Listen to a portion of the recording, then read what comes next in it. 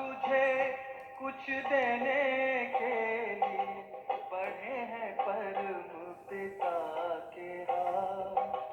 भर ले झोली तू रत्नों से, भर ले झोली तू रत्नों से, सदा रहे ये तेरे साथ। आज तुझे कुछ देने के लिए बढ़े हैं परम पिता के हाथ।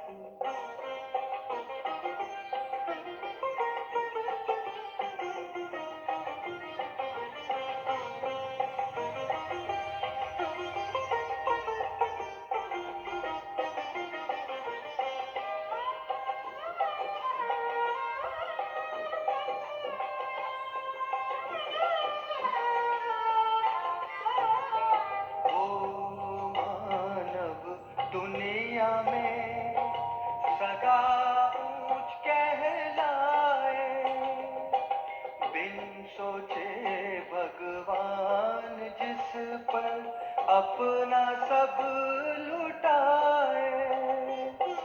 लेता चल लुटाता चल, लेता चल लुटाता चल, बढ़े खजाना दिन और रात। आज तुझे कुछ देने के लिए बढ़े हैं परम पिता के हाथ।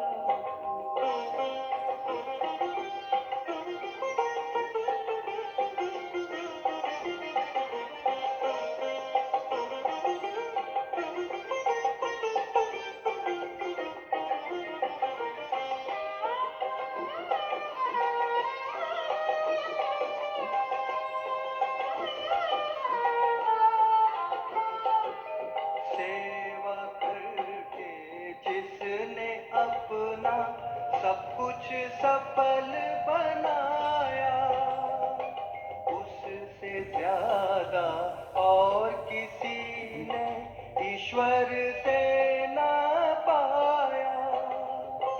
देते समय दाता न पूछे, देते समय दाता न पूछे कभी किसी की जात और पात।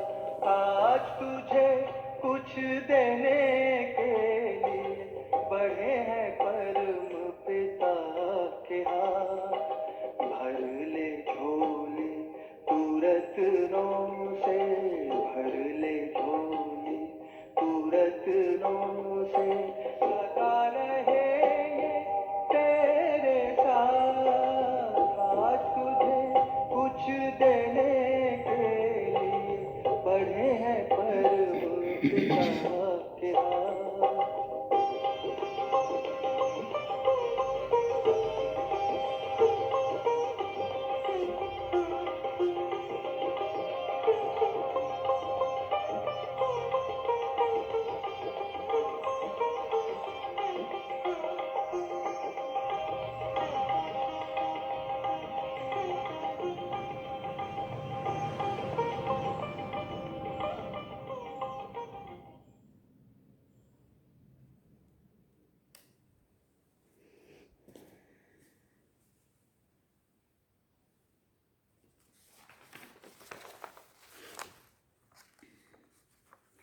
ओम शांति। बाबा गुड मॉर्निंग।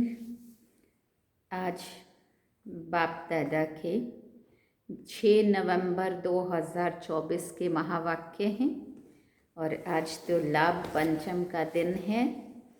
दुनिया में कहते हैं शुभ लाभ।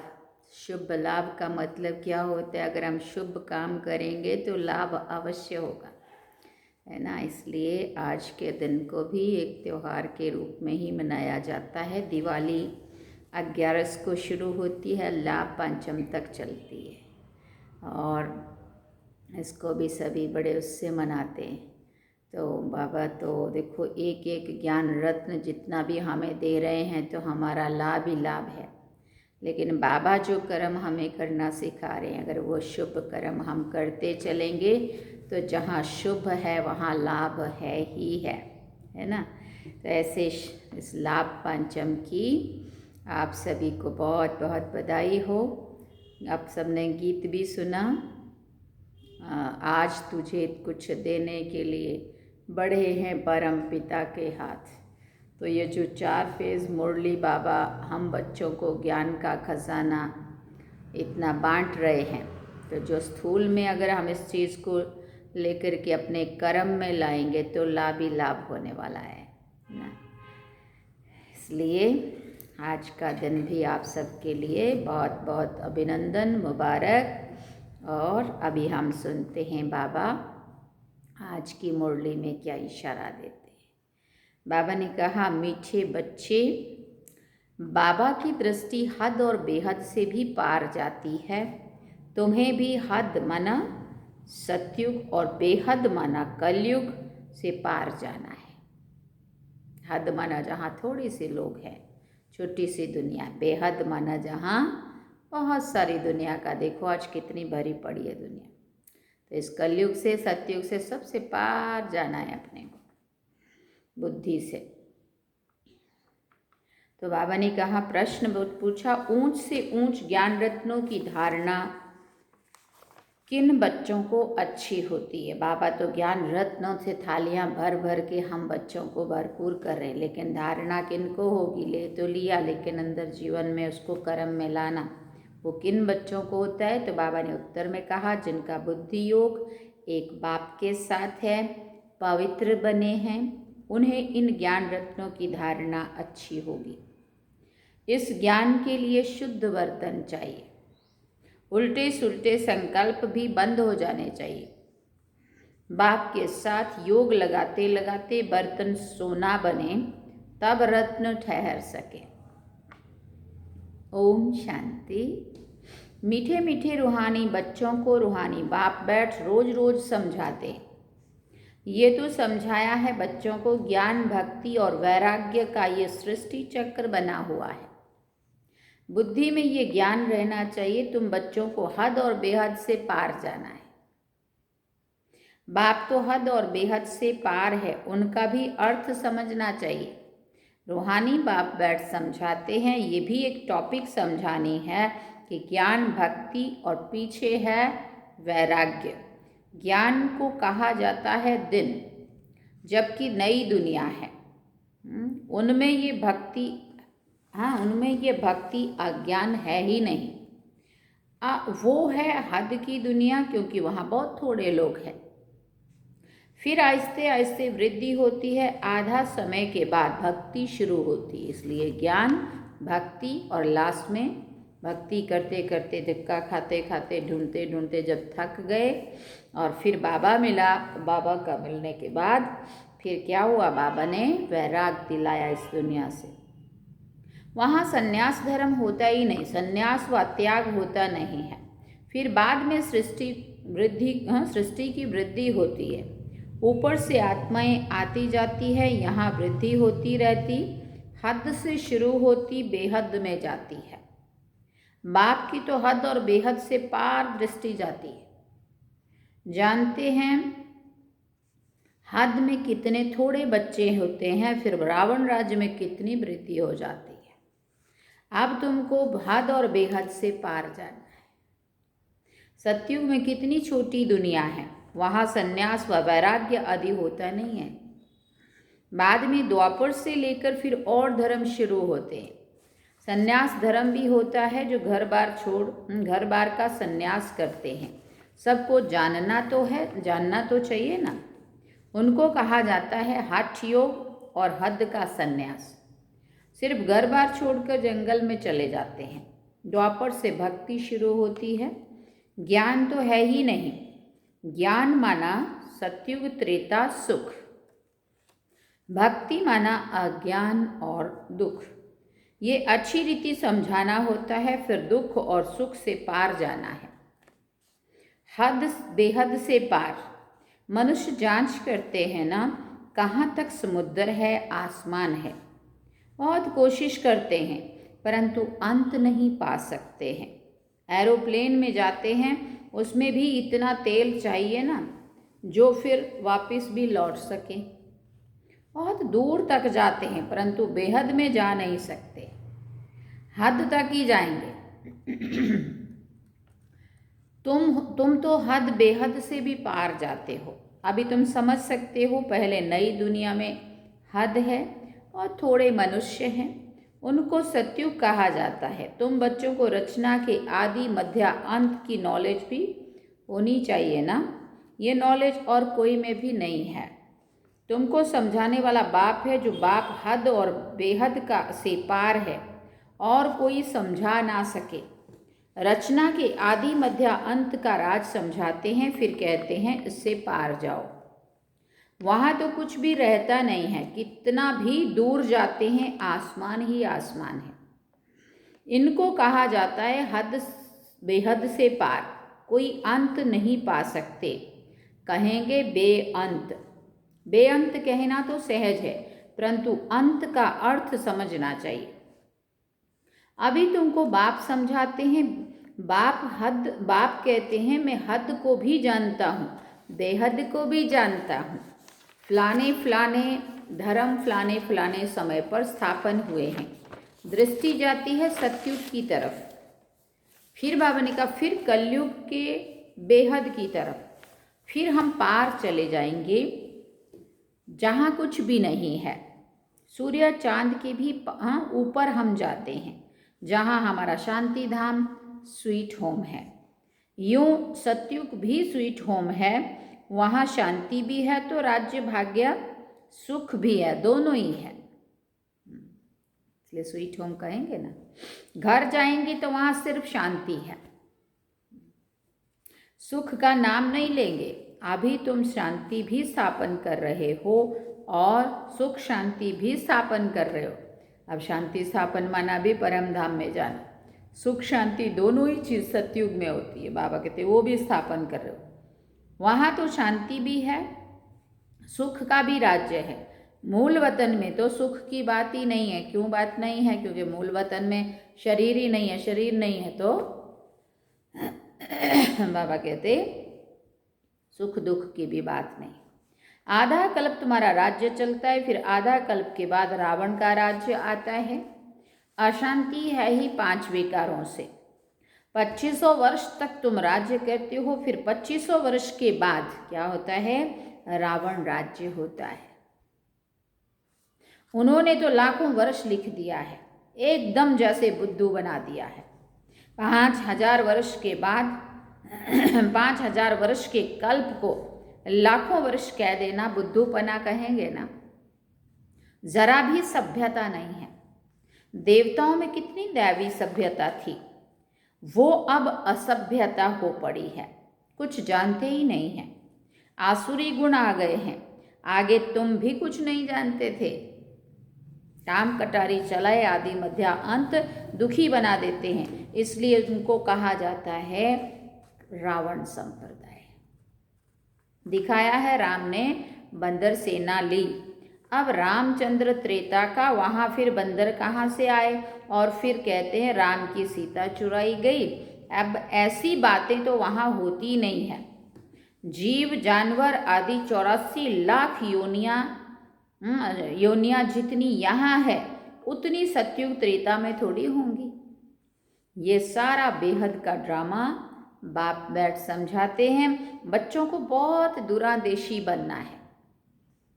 आगे तुमको कुछ भी पता नहीं था, मनुष्य होकर और नाटक को नहीं जानते हैं। अभी तुम समझते हो सबसे बड़ा कौन है?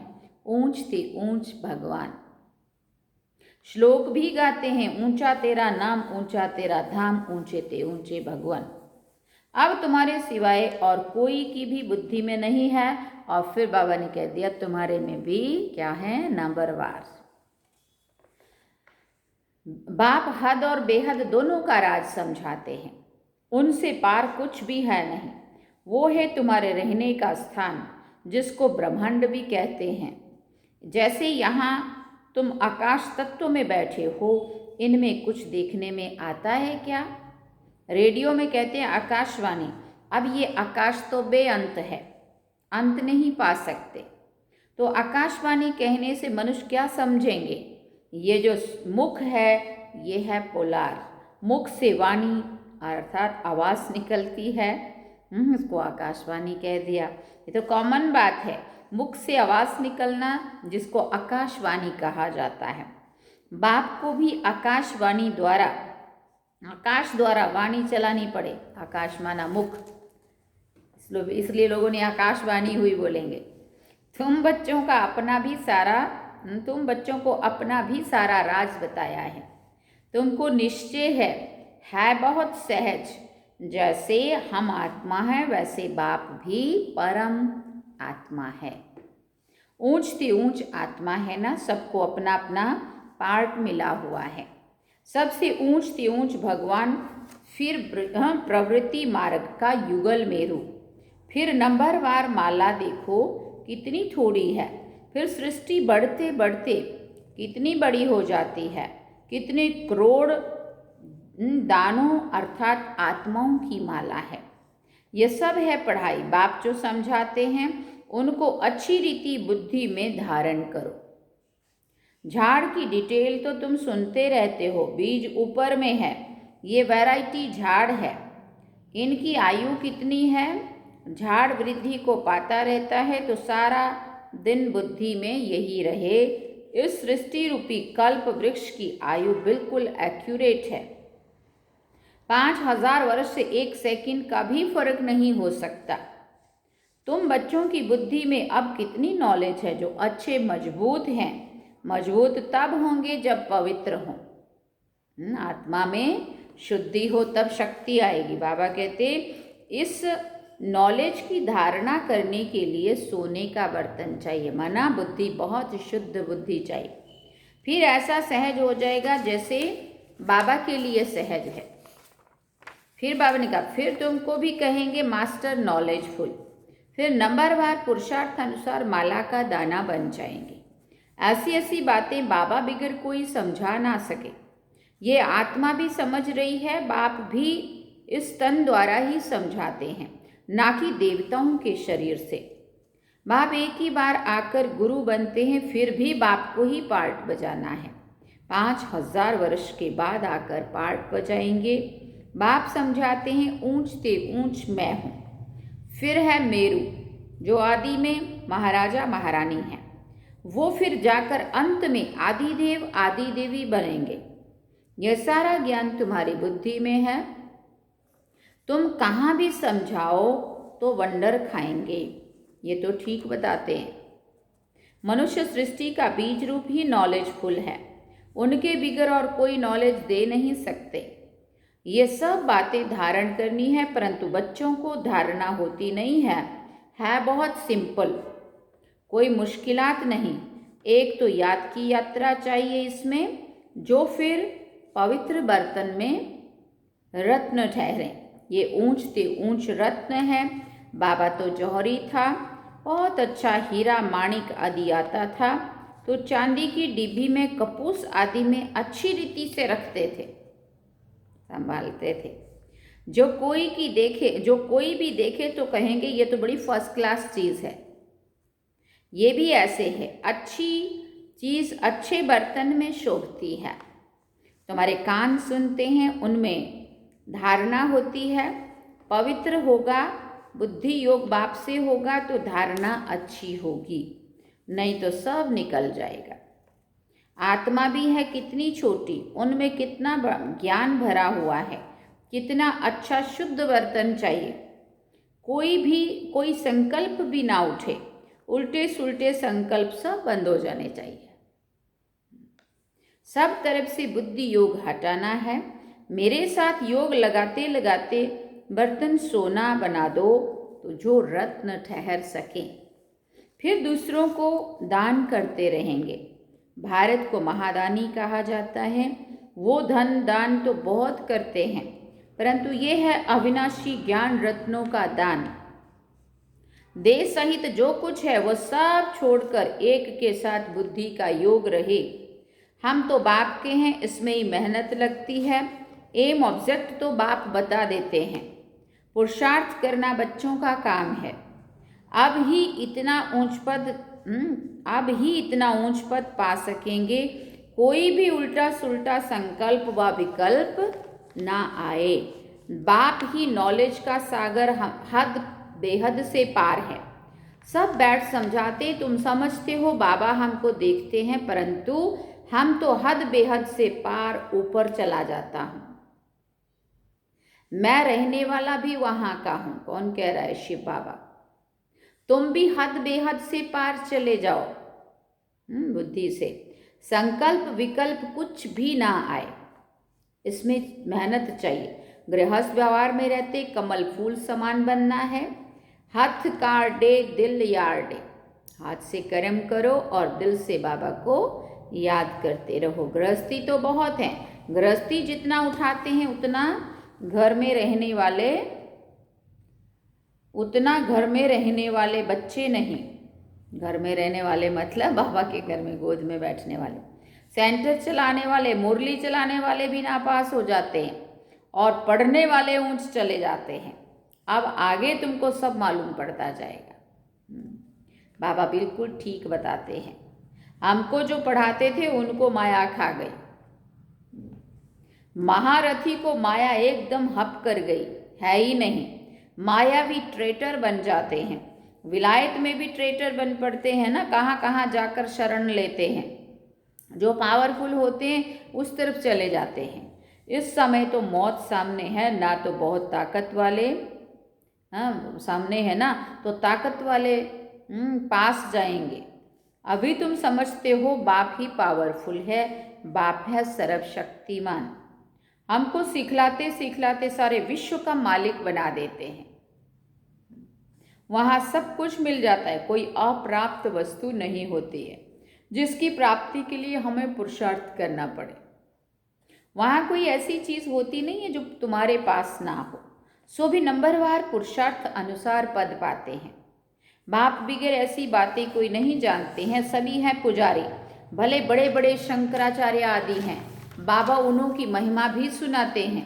पहले पवित्रता की ताकत से भारत को बहुत बहुत अच्छा थमाने के निमित्त बनते हैं। सो भी जब सतो प्रधान होते, अभी तो तमो प्रधान है, उनमें क्या ताकत रखी है। अभी जो तुम जो पुजारी थे सो पूज्य बनने का पुरुषार्थ कर रहे हो।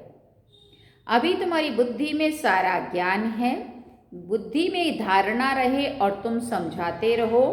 बाप को भी याद करो, बाप ही सारे झाड़ का राज समझाते हैं। बच्चों को मीठा भी ऐसा बनने का है।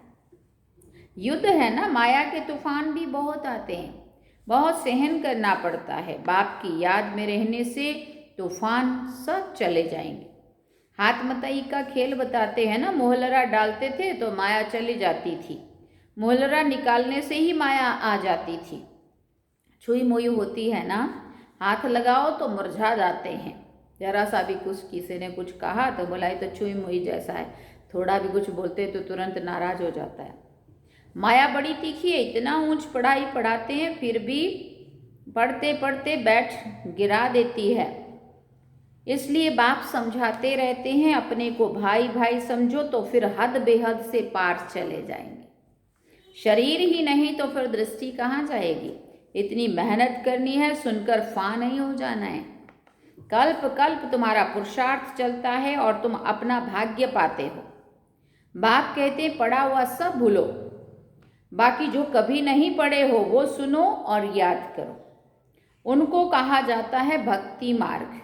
तुम राज ऋषि हो ना, जटाएं खुली हो और मुरली चलाओ। जटाएं खुली रखो और मुरली चलाओ, बाबा कह रहे हैं।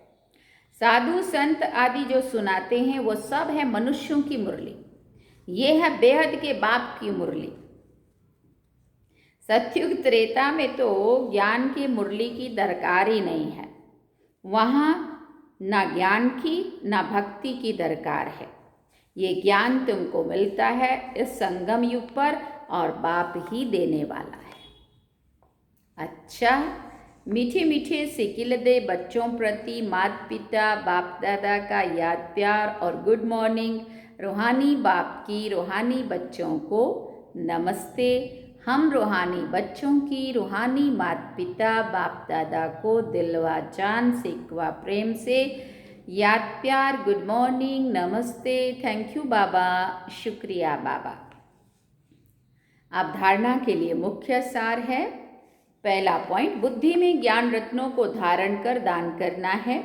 हद बेहद से पार ऐसी स्थिति में रहना है जो कभी भी उल्टा सुल्टा संकल्प व विकल्प ना आए। हम आत्मा भाई भाई हैं, यही स्मृति रहे। दूसरी बात, माया के तूफानों से बचने के लिए मुख में बाप की याद का मुहलरा डाल देना है। सब कुछ सहन करना है, छुई मुई नहीं बनना है, माया से हार नहीं खानी है। वरदान में बाबा ने कहा, सदा एक के स्नेह में समाये हुए एक बाप को सहारा बनाने वाले सर्व आकर्षण मुक्त भव। जो बच्चे एक बाप के स्नेह में समाये हुए हैं वह सर्व प्राप्तियों में संपन्न और संतुष्ट रहते हैं। उन्हें किसी भी प्रकार का सहारा आकर्षित नहीं कर सकता। उन्हें सहज ही एक बाप दूसरा ना कोई ये अनुभूति होती है। उनका एक ही बाप संसार है। एक बाप द्वारा ही सर्व संबंधों के रस का अनुभव होता है। उनके लिए सर्व प्राप्तियों का आधार एक बाप है, ना कि वैभव व साधन। इसलिए वो सहज आकर्षण मुक्त हो जाते हैं। स्लोगन में बाबा ने कहा, प्रकृति को पावन बनाना है तो संपूर्ण लगाव मुक्त बनो। प्रकृति को पावन बनाना है तो क्या करो? संपूर्ण लगाव मुक्त बनो। ओम शांति। सार में बाबा ने कहा, मीठे बच्चे, बाबा की दृष्टि हद और बेहद से भी पार जाती है। तुम्हें भी हद मना सत्यु को कहा और बेहद मना कल्यु, दोनों से ही पार जाना है। अच्छा, ओम शांति। तो ये थे बाबा के आज के महावाक्य जो हम सभी ने सुने। अब हम चलेंगे बाबा की याद में। चलिए।